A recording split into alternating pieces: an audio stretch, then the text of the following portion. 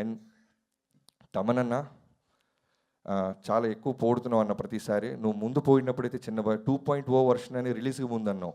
నాకు ఎవరైనా రిలీజ్కి ముందు పోడితే లోపల చిన్న దడ వస్తుంది.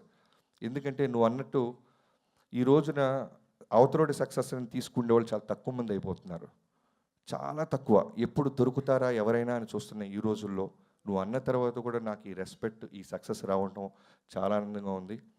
నువ్వు ఇప్పటికీ నాకు గుర్తు 3 నెలల ముందు ఒక వర్షన్ చూపించాను, ఆ రోజు బ్లాక్ బస్టర్ అన్నావు. 25 డేస్ బిఫోర్ మళ్ళీ సెకండ్ హాఫ్ చూపించాను, మిడ్నైట్ 12 o'clock వచ్చావు. నువ్వు స్టార్ట్ చేసినప్పుడు నాకు టెన్షన్ స్టార్ట్ అయింది, అర్ధరాత్రి చూపించేస్తున్నాను మ్యూజిక్ డైరెక్టర్కి, పొరపాటున బాగుంది ఇలాంటి వర్డ్స్ ఏమైనా అంటాడా అని. బట్ బ్లాక్ బస్టర్ అని హక్ చేసుకున్నావు.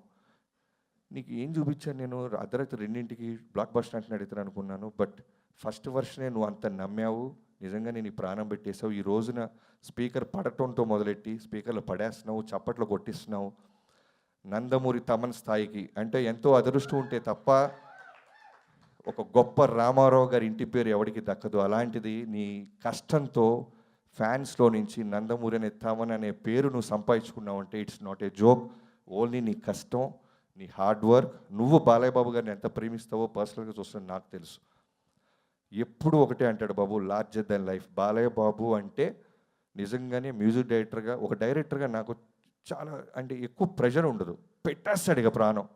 లిటరల్గా ఈ సినిమాకి అయితే అతను ప్రాణం పెట్టిన తర్వాత కూడా నేను ఏదైనా అడుగుతుంటే, ఇంకొక మ్యూజిక్ డైరెక్టర్ అయితే నిజంగానే ఇంకేం కావాలరా నీకు, పాటలు బాగున్నాయి అంటారు, ఓఎస్టీలు బాగున్నాయి, ఇంకేం అడుగుతున్నారు అని గొడవపడచ్చు. బట్ 10 నిమిషాలు వెళ్ళు అని 11వ నిమిషం మళ్ళీ ఆ చాకో ట్రాక్ని కావచ్చు, ఏదైనా సరే ఒక డైరెక్టర్గా అంత ఫ్రీడమ్ ఇచ్చి నాకు మళ్ళీ నా సినిమాని నాకే అందంగా చూపించిన తమనన్న, లవ్ యూ సో మచ్.